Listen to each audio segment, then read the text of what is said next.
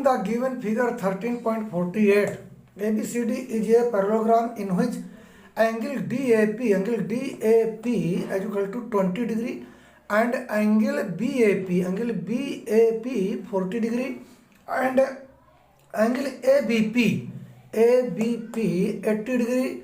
Find angle APD, आपको जो है APD इस एंगल को फाइंड करना है एंड एंगल BPC यानी इस एंगल को और इस एंगल को फाइंड करना है। तो हमें यहाँ पर एंगल APD को फाइंड करना है। We know CD parallel AB and AP is alternative.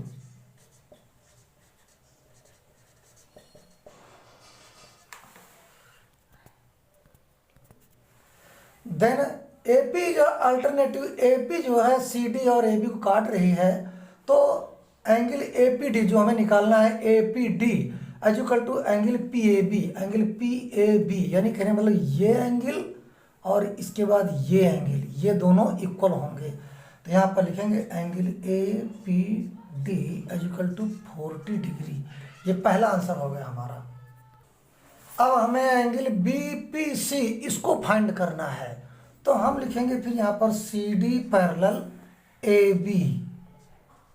अब यहाँ पर देखिए ये PB लाइन जो है अल्टरनेटिव है, तो यहाँ पर लिखेंगे PB इज अल्टरनेटिव।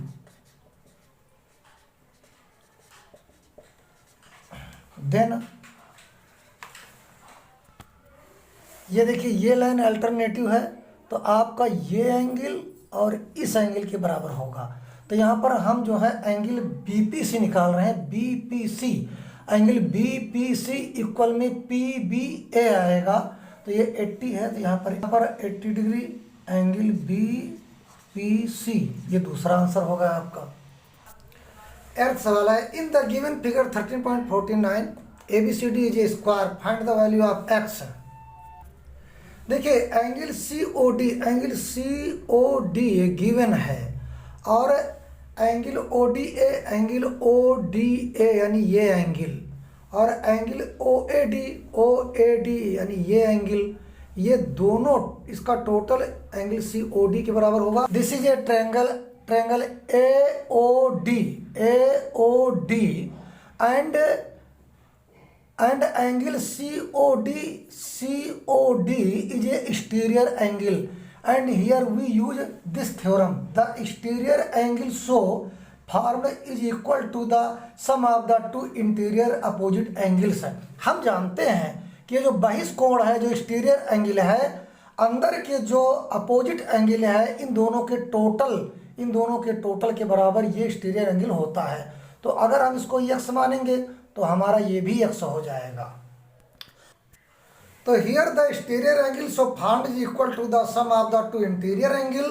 तो यहाँ पर एक्सटीरियर एंगल है हमारा 85 यानी COD, हम यहाँ पर लिखेंगे इसके नीचे 85 और इसका मान हमने x रखा है, इसका भी x होगा क्योंकि इन दोनों के टोटल के बराबर ये एक्सटीरियर एंगल होता है। तो हमारा जो है OAD x है, तो ये भी हमारा x होगा। अब इसे हम हल कर लेंगे। 2x इज इक्वल टू 85, इसके बाद x इज इक्वल टू 85/2, इसे हम काट लेंगे। तो यहाँ हमारा जो है x की वैल्यू आ जाएगी 42.5 डिग्री, यही आंसर हो जाएगा।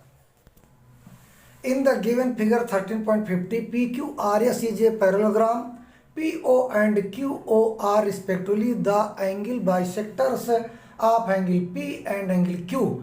Line LOM is drawn parallel to PQ. Prove that PL equal QM, LO equal OM. तो यहाँ पहले फर्स्ट लेते हैं हम, to prove PL is equal to QM, ये हमें प्रूव करना है। तो हमें प्रूव करना है PL QM यानी PL is equal to QM, इन दोनों को बराबर प्रूव करना है। तो we know P Q R S is a parallelogram given, जो कि आपको दिया है।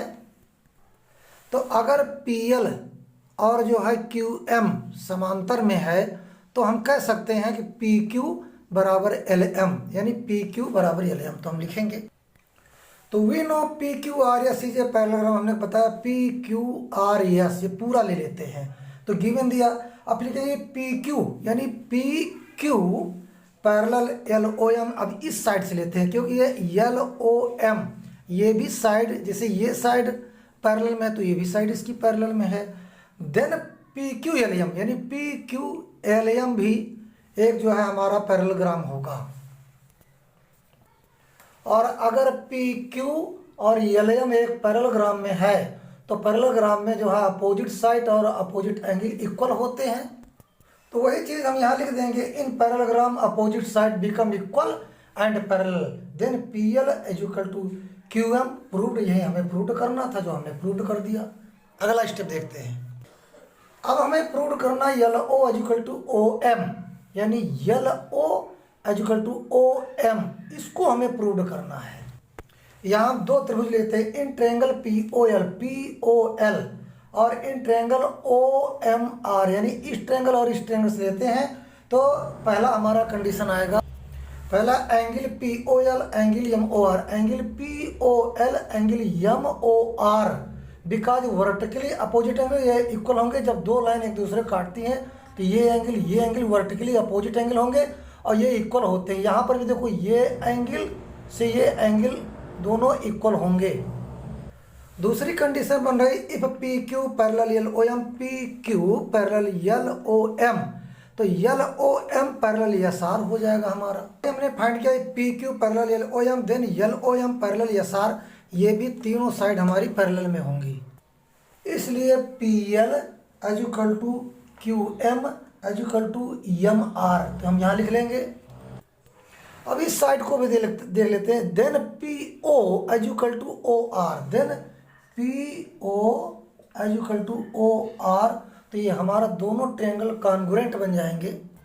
अब हम एंगल को भी लेंगे, देखिए एंगल ओ पी एल ये एंगल और एंगल ओ आर एम इस एंगल से बराबर है, तो हम यहाँ लिखेंगे, तो angle O P L angle O P L ये एंगल और एंगल ओ आर एम ये एंगल दोनों बराबर अल्टरनेटिव एंगल्स हैं, क्योंकि ये हमारी लाइन दोनों इन पी एस और क्यू आर को काट रही है, पी आर लाइन। तो therefore triangle P O L congruent triangle O R M, जब हमारी ये साइड बराबर है, ये साइड बराबर है, ये साइड इक्वल है, ये साइड इक्वल है, ये ट्रायंगल ये एंगल हमारा एंगल भी इक्वल है, तो ये दोनों एक दूसरे कॉन्ग्रुएंट हो जाएंगे। तो हम लिखेंगे therefore L O is equal to O M, proved, यही हमें प्रूव्ड करना था, L O is equal to O M, यही हमें प्रूव्ड करना था। Thank you. 10th सवाल है, in the given figure 13.51 ABCD is a parallelogram, find the value of X. तो in the parallelogram opposite angles will be equal.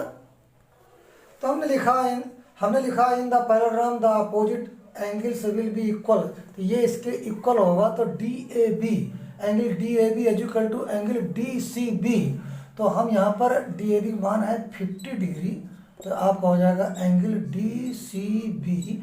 अब ये भी आपका 50 डिग्री हो जाएगा। अब हम ट्रायंगल बी सी डी में जो है यहाँ लिखेंगे, in triangle B C D, तो ट्रायंगल में तीनों एंगल का टोटल 180 होता है, जो हमने लिख लिया। अब एंगल बी डी सी आपका यक्स है, तो हम यहाँ लिखेंगे x plus D B C आपका जो है डी बी सी 80 है, और प्लस बी सी डी भी हमने 50 निकाला अभी, इज इक्वल टू 180। तो यहाँ पर हम लिखेंगे एक्स प्लस, इनको दोनों जोड़ देंगे 130 आएगा, इज इक्वल टू 180। तो यहाँ पर एक्स की वैल्यू आपकी आ जाएगी 180 minus 130 is equal to 50 degree. तो यहाँ पर X is equal to 50 degree आ गया, ये आपका आंसर हुआ। यहाँ देखिए 11th, in the given figure 13.52 ABCD is a parallelogram and E is the midpoint of side BC. If DE and AB when produced meet at F, prove that AF is equal to two A B, यह हमें prove करना है। तो सबसे पहले इसको लिखेंगे E is the mid point of C B, जो कि आपका दिया हुआ है। तो E is the mid point of C B जो गिवन दिया हुआ है, तो यहाँ पर लिखेंगे then C E as equal to E B, C E as equal to E B. अब हम जो है ट्रायंगल सी डी ई और ट्रायंगल बी एफ ई में देखेंगे। ट्रायंगल सी डी ई यानी ये ट्रायंगल और इस ट्रायंगल को बी एफ ई इस ट्रायंगल में देखेंगे। तो पहले हम इस साइड को लेंगे C E as equal to E B, तो यहाँ लिखेंगे C E as equal to E B because E is the mid point of C B. देखिए हमने सी ई और ई बी को दिखा दिया कि दोनों ये इक्वल है इस दोनों ट्रायंगल में। देखिए एंगल डी ई सी ये एंगल और एंगल बी ई एफ दोनों वर्टिकली अपोजिट एंगल होंगे और दोनों वर्टिकली अपोजिट बराबर होते इक्वल होते हैं। यहाँ पर हम लिखेंगे, यहाँ वही हो जाएगा angle D E F is equal to angle C E D, vertically opposite angle आपस में बराबर होते हैं। अब देखिए ये साइड डी सी और साइड यानी लाइन ए बी एफ ये पैरेलल में है, ये दोनों लाइनें हमारी पैरेलल में है और सी और बी इसको जो है दोनों को काट रही है। तो एंगल डी सी ई और एंगल ई बी एफ भी हमारे इक्वल में होंगे क्योंकि अल्टरनेटिव एंगल दोनों होंगे। तो हमारा ये एंगल बराबर हो गया, ये साइड बराबर हो गई और ये एंगल भी बराबर हो गया। तो दोनों ट्रायंगल जो हमारे कॉन्ग्रुएंट होंगे। तो यहाँ पर वही लिखेंगे angle D C E as equal to angle E B F because both angles are alternative angles, therefore triangle C D E congruent triangle B F E. तो हम जानते हैं कि triangle C D E and triangle B F E congruent है। तो हम लिखेंगे C D equal में बी एफ, तो हम लिखेंगे सी डी इक्वल में बी एफ।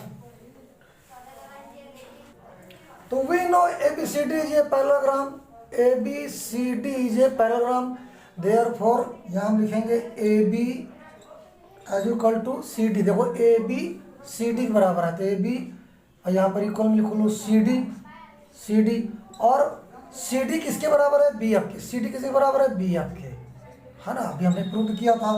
फिर लिखिए यहाँ पर, अब इस साइड को यहाँ से यहाँ तक लिखेंगे ए एफ, क्योंकि हमें ए एफ ही लाना है। तो यहाँ पर लिखेंगे A F is equal to A B plus B F, A B plus B F. और बी एफ की जगह में हम ए बी लिख सकते हैं क्योंकि बी एफ जो है ए बी के इक्वल है। तो हम लिखेंगे A F is equal to A B plus A B. तो यहाँ पर लिखेंगे A F is equal to A B. Prove, यही हमें प्रूव करना था। Thank you.